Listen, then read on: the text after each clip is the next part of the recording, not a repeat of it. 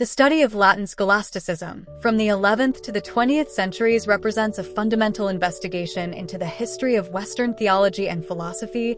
Scholasticism is not merely a chronology of thinkers, but a rigorous method that aimed to structure sacred doctrine, sacred science in a perfectly scientific system of knowledge, using reason, philosophy to investigate, research and deduce conclusions from the data of faith, patristic church, a tradition, and scriptute.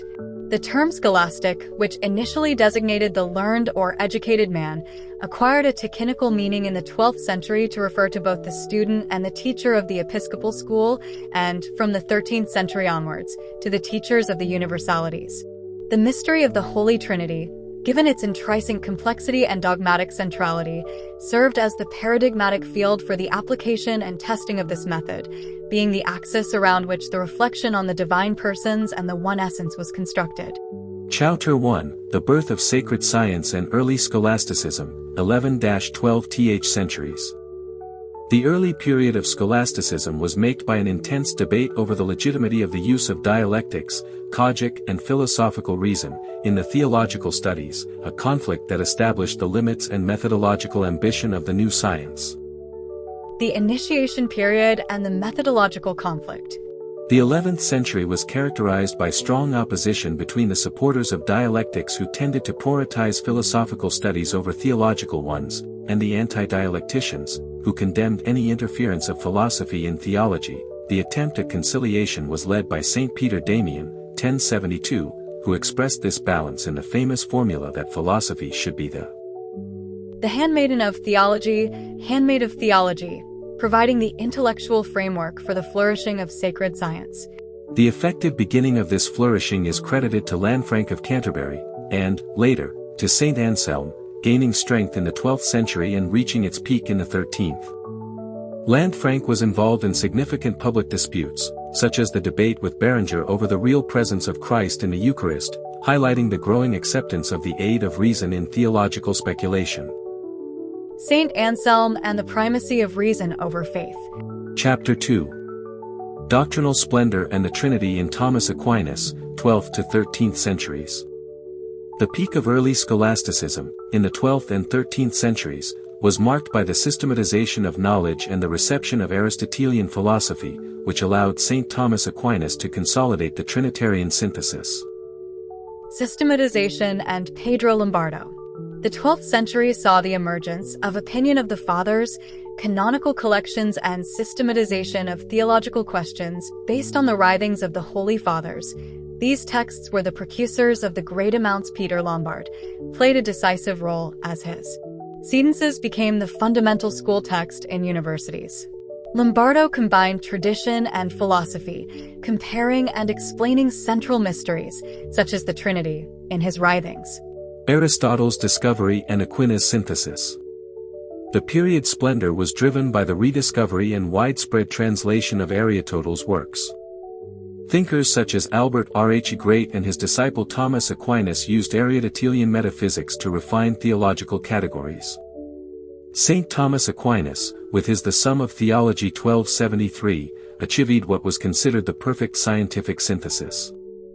His approach to the Trinity was anchored in Aristotelian categories of substance and, crucially, relationship. Thomas defined the procession ad intra, generation and expiration, from the internal acts of the intellect, word, and the will, love, spirit, establishing the notions of person and relationship as the keys to unraveling the mystery. This synthesis reinforced the Augustinian Anselmian model, focusing on the distinction of person within the essential unity of God.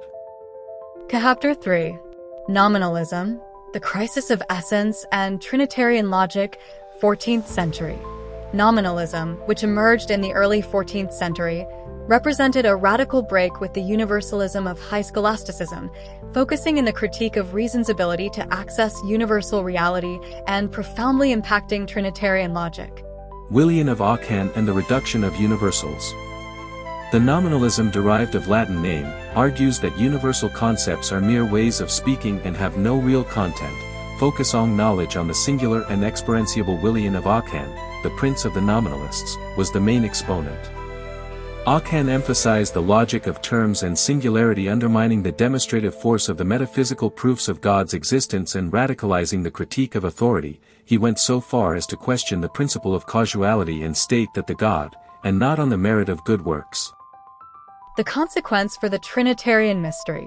Prenominalist scholasticism, by emphasizing essence as the unique and undivided principle of activity, add external operations such as creation and salvation, had made the distinction of the divine persons almost irrelevant to the salvific economy. Nominalism exposed this flaw while also exacerbating it. The overemphasis on abstract and inoperative essentialism has resulted in a logical mystery, where the Trinitarian mystery was confined to logical and metaphysical speculation, without any real impact on pastoral life or other theological treatises. This disconnection created the logical void between the God of reason, abstract essence, and the God of faith persons who reel themselves in history. However, by accentuating then and transferable properties of each of the Trinitarian persons, nominalism, despite its flaws in conceptualizing unity, inadvertently paved the way for future modern approaches that would value the personal and economic aspect of the Trinity. Chapter 4, The Second Scholasticism and Doctrinal Confinement 16th to 18th centuries. Also known as Barroque Scholasticism, Second Scholasticism, represented a revival of medieval methodological rigor, especially in the Iberian Peninsula, but failed to reverse the conceptual isolation of the Trinitarian treaty. The height of the Golden Age and the doctrinal schools in the 16th century, while Europe was going through the Renaissance and the Reformation, the Iberian Peninsula developed the Second Scholasticism, a movement that revived the method of the 13th and 14th centuries. This period, if often called the Golden Century of Theology, the renewal was driven by religious orders and the recent Society of Jesus, with the main center of irradiation in the School of Salamanca, Thomistic school. Led by Francisco de Vitoria in Salamanca, who introduced the edition of Saint Thomas as a school text. Genuine expositions of Thomistic Trinitarian thought included Juan de Santo Tomas and Banas. Jesuit schule, notable for its eclecticism, which often led to disputes with the Thomists. The most famous and influential theologians was Francisco Suárez. Other Jesuits, such as Diego Ruiz de Montoya, produced monumental works such as of the Trinity. Decline and salvific irrelevance. From the mid-17th century onwards, the movement went into decline, characterized by a lack of originality, repetitions, and the proliferation of school manuals that presented an abstract and polemical apologetic theology isolated from historical reality. The central methodological problem exposed by nominalism was consolidated in the rigid division of treaties of Deo Uno, which resembled a philosophical theodicy, and the triune God, with a purely ontological view. This fragmentation had serious pastoral implications. The theology taught in schools maintained that the one who acts is always the one essence. Therefore the divine persons were logically irrelevant to the pastoral and Christian life of the faithful. The mystery was reserved only for the speculation of experts, being experienced by the faithful only in a separate way. In mysticism, Golden Age scholasticism, by maintaining this rigid structure, formalized the crisis of the irrelevance of the Trinitarian mystery in the salvific economy. An important exception were the Jesuit Dionysius Petavius, and the Oratorian Thomasin, who attempted a dogmatic study with a historical patristic method, reintroducing interest in a Trinitarian theory economic salvific, which foreshadowed the great renewal of the 20th century. Chapter 5, The Trinity in the Scholasticism Renaissance, 19th century. The 19th century represented a revival of scholasticism, Neo-Thomism, both in philosophy and theology, driven by new institutional impetus and the need to respond to modernity. The Neo-Thomist movement and the persistence of abstraction. The Scholastic Renaissance was stimulated by papal recommendations and the creation of important pontifical universalities, such as the Gregorian and the Anglican. The renewal began in Italy, Buzz et Liberatori, and in Spain, Balmes, Zafrino Gobgeles. The movement represented a new attitude, seeking to confront contemporary problems without merely repeating old theses. Despite this renewal, the Trinitarian treaty maintained the tone of previous centuries. The persistence of essentialist ontological views to classical division of treaties. Of Deo I and of De Trino, treating the mystery as a watertight compartment, the fundamental concern continued to be the one essence, giving the impression that the God of theology was merely the one God. Matthias Joseph Steuben, and the Greek patristic revival, stands out as the great precursor of true renewal. His magnum opus, The Mysteries of Christianity, dazzles with its deep knowledge of the Holy Fathers, especially the Greeks, and for his speculative audacity, Steuben demonstrated the ability to harmonize faith and reason, penetrating the mystery in depth. Steuben's importance lies in his methodological reserve. By seeking Greek patristic sources, he confronted the Western tradition that, since Augustine, tended to emphasize the unity of the essence at the expense of the distinction of person, the Cappadocian emphasis in hypostases. This recourse to the Greeks provided the necessary methodological foundation for internally critiquing Western essential rigidity, paving the way for a more economic and historical Trinitarian theology in the following century. As previously mentioned, the flourishing of sacred science began with Lanfranc, although Lanfranc is not a thinker directly associated with Latin scholasticism, as one of its main thinkers. Along with Saint Anselm. At the end of the 11th century, this movement gained strength in the 12th century and reached its apogee in the 13th century. In the 12th century, the famous Septentii Patron appeared, that is a systematization of questions elabored on the writings of the Holy Fathers, ecclesiastical doctors, and canonical collections, which are the beginnings of the famous later Summae. By comparing traditions and philosophies, the mysteries of the Trinity, creation, and redemption are explained. Saint Anselm can be considered the true father of scholasticism. He asserted that, against dialecticians, one must base oneself on faith, not reason. He asserted that one does not understand in order to believe, but rather to believe in order to understand. His work Prosologion is famous for its ontological argument, an emotional proof of the existence of God, which became a landmark in medieval philosophy. The dialectical method scholasticism, including the works of Anselm, used dialects, the confrontation of ideas and arguments, to deepen the understanding of faith and resolve in theological questions. This is what Latin scholasticism is, then. It the union of faith and reason. Chapter 6. The Great Opening and the Theology of Salvation, in 20th century.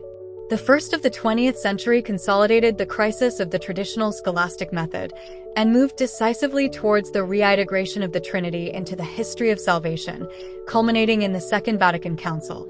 The return to the sources and the Christian life, the 20th century was marked by a growing concern with advance exegetically. Lagrange discovery of the Holy Fathers, Henri de Lubac and Danielou, and liturgical and historical studies, Deniful and Chenu. This movement, known as New Theology, sought to answer modern questions based on the Word of God and history. The application of the Trinitarian mystery to the spiritual life was defended by theologians such as the Dominican Arentero, who was concerned with bringing the Trinitarian mystery to life, asserting that mysticism is not an extraordinary state but rather the normal development of baptism, in which believer becomes the temple of the divine tripersonal presence. Overcoming fragmentation in Karl Rahner, the crucial change in the ordering of theological matter occurred with Michael Scamus, who was the first to abandon the classical division of Deoon and of Deo Trino in their manuals, presenting the God of revelation from the beginning as the one who communicates and establishes alliances.